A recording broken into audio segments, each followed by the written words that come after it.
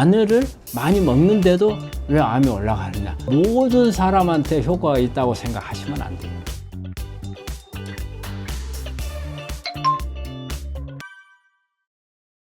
한국 사람들은 마늘을 많이 먹는데 암 발생률이 점점 올라갑니다. 우리 마늘이 항암 음식, 타임지가 선정한 항암 음식 제1번이죠. 근데 우리가 이 부분은 우리 환자분들이 꼭 알아야 될 부분이 있어요. 이 마늘이 모든 사람한테 효과가 있다고 생각하시면 안 돼요. 사람마다 다 체질이 다르잖아요. 그리고 이런 그 검사를 해보면 저희가 이게 이제 검사를 하거든요. 검사 100명을 했을 경우에 마늘이 아주 면역을 높이는 걸로 나오는 게 제가 볼 때는 60에서 70% 사이입니다. 그러면 되게 뭐냐면 10명을 했을 때 6명, 7명은 효과가 좋은데 3명, 4명은 효과가 없더라는 거예요. 그래서 우리가 마늘이라는 게 이렇게 좋기 때문에 무조건 다 좋은 거는 아니라는 것을 항상 우리 환자분들 염두에 두셔야 돼요. 마늘뿐이 아닙니다. 모든 음식이 다 그렇습니다. 예전에 뭐 가지를 먹어가지고서 암이 나왔다 해가지고 전국에 있는 가지가 한번 품귀된 적도 있었죠. 참 그 해프닝이었지만 가지가 모든 사람한테 좋은가? 그건 한번 생각을 해보셔야 돼요. 그래서 우리 환자분들이 이런 물을 많이 따라가요. 뭐가 좋다 그러면 하는데 그래서 맹신할 필요는 없다는 거예요. 나한테 맞는지 안 맞는지 몰라요. 마늘 아까 내가 6명에서 7명이라 했잖아요. 그러면 우리 지금 이거 보고 계신 마늘을 먹는 분이 있다면 내가 6명, 7명에서 포함이 될지 3명, 4명에 포함이 될지 어떻게 알 거예요. 그래서 어느 한 가지에 빠지면 안 돼요. 그래서 여기서도 뭐냐면 마늘을 먹는데 암 발생률이 점점 올라간다. 이 올라가는 것은 마늘 하나 때문에 이게 올라가고 저렇게 올라가고 그런 부분은 아니죠. 우리가 암에 영향을 줄 수 있는 인자 중에 하나죠. 하나지 이게 암을 갖다 이걸 먹으면은 다 암을 예방합니다. 우리 대한민국 사람 암 걸린 사람 한 명도 없잖아요. 그거는 그렇게 생각하시면 안 된다는 거죠. 수많은 영향을 줄 수 있는 것 중에 하나라는 거죠. 이렇게 우리 한국 사람들이 암 발생률이 높아지는 것은 여러 가지 원인이 있어요. 우리가 문화가 발달하면 할수록 우리가 발암물질하고 접촉이 많아집니다. 우리가 TV라든지 전자제품 많이 하면 전자파가 암을 일으킬 수 있는 영향을 주는 거잖아요. 그 다음에 심지어는 우리가 TV라든지 이런 데서 나오는 빛 자체가 어떤 수면을 방해를 해요. 수면을 방해해가지고 암을 일으킬 수 있는 원인이 되는 거예요. 그리고 생활이 복잡해져요. 생활이 복잡해지는 것을 보면 스트레스가 많아지고 잠도 부족해지고 그 다음에 음식 습관도 나한테 맞는 음식을 먹을 수가 없잖아요. 밖에 나가서 회식을 하면 나보다는 다른 사람 입장에서 음식을 먹어야 될 경우도 있고 이런 모든 여러 가지 요소들이 많아지기 때문에 암이 올라가는 거지 마늘을 많이 먹는데도 왜 암이 올라가느냐 그거는 아마 조금 개념이 좀 다시 한번 생각해야 될 부분이 아닌가. 암은 일단 하나의 세포에서 시작을 한다고 봐야 돼요.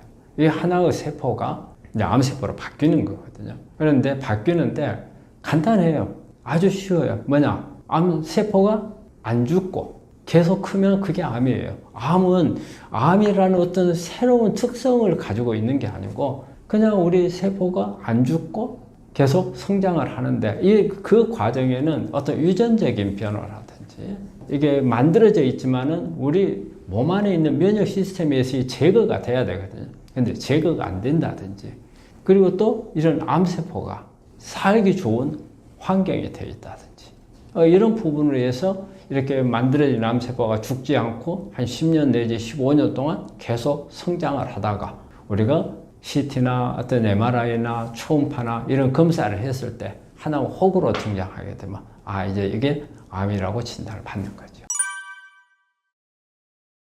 암은 어떤 분들이 유전병이 아니냐 이런 말을 하는데 절대 유전병은 아니고요. 그렇다면 왜 가족들이 잘 걸리는 가족이 또 잘 걸리는가 이런 부분들은 어떻게 보면 우리 암이라고 하는 것은 우리 몸 안에서 그 유전자 세포에 있는 유전자의 변이가 와가지고서 이 변이에 의해서 변이는 신호거든요. 유전자는 신호를 주는 거예요. 신호가 죽지 않고 계속 크게끔 하는 이런 신호들이 만들어졌을 때 이제 암이 발생을 하기 때문에 이런 암을 만들어지는데 어떤 유전적인 부분이 좀 취약해서 그런 영향을 받을 수는 있어요.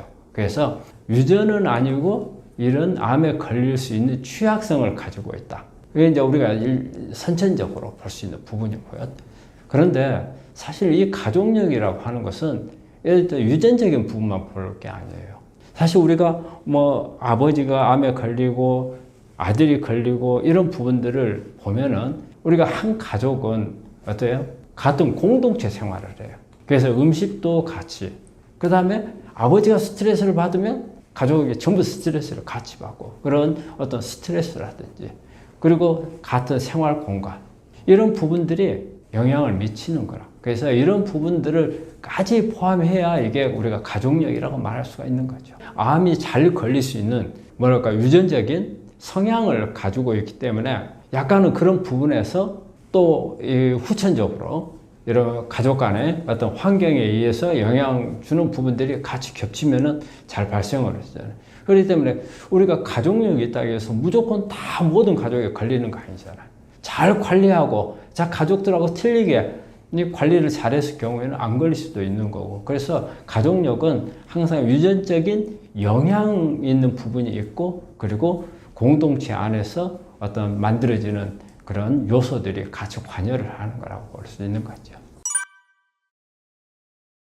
이제 면역이 젊은 사람들이니까 면역은 높을 수 있잖아요. 하지만 스스로 면역을 떨치는 환경을 만들어가는 거죠. 젊은 사람들 정말 정상적으로 몸에 좋은 그런 부분만 한다면은 면역이 떨어질 그런 부분이 없는데 어떤 생활 습관이라든지 음식 습관이라든지 그리고 스트레스라든지 운동 부족이라든지 이런 부분들이 충분하게 안 되면 그 음식도 요즘에는 어때요? 막 인스턴트 패스트푸드 그래서 면역이 떨어뜨리고 또 몸 안에 염증을 일으키게 하는 이런 음식들이 많다 보니까 이런 영향이라든지 그래서 특히 또 직장 생활 하다 보면 스트레스 많잖아요. 그리고 운동할 시간이 없어서 운동을 못하고 그러다 보니까 오히려 생활이나 환경에서 면역이 떨어지는 요인이 만들어져서 나이가 자연스러운 그 노쇠에 의한 것보다도 인위적으로 만들어지는 문제 때문에 면역이 떨어지고 이걸로 인해서 젊은 친구들이 암이 많이 발생을 하고 있잖아요. 그런 영향이라고 생각을 하죠.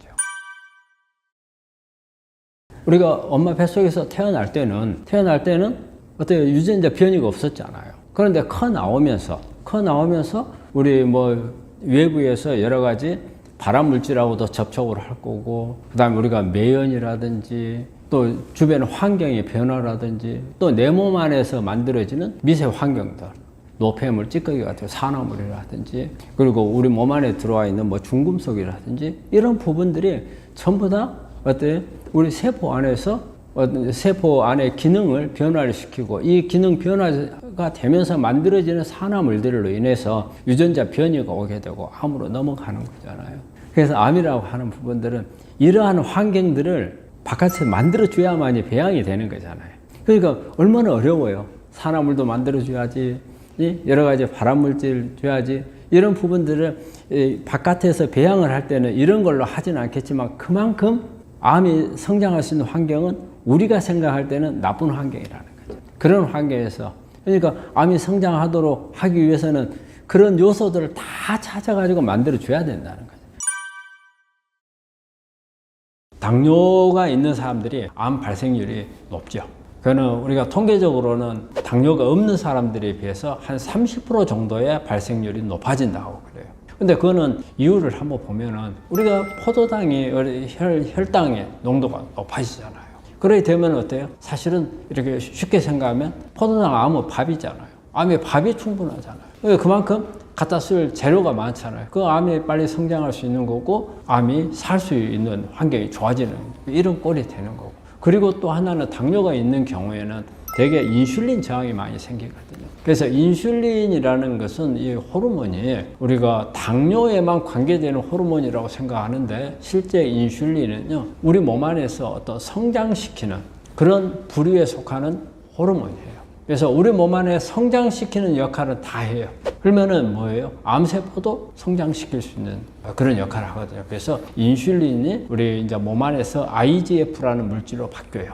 그래서 인슐린 유사 성장 요소 이걸로 바뀌거든요. 그렇게 되면 암을 성장시키는 역할도 하고 특히 이 IGF는 암 중에서도 줄기세포 쪽으로 유도하는 그런 경향이 있어요. 그래서 아주 악성인 암으로 갈 때 보면은 IGF가 올라가거든요. 그래서 우리가 이제 검사상으로 이걸 체크하기도 해요. 그래서 이게 IGF BP라는 걸 체크를 해서 이게 수치가 너무 낮아진다. 그러면 IGF가 올라갔구나. 이제 이걸 생각을 하고 이제 거기에 대한 이제 약을 쓰기도 하는데, 그만큼 당뇨가 있는 경우에는 암을 발생률도 높일 수 있고 좀 더 악화될 수 있고 치료를 어렵게 할 수도 있다는 걸 그걸 말씀드립니다.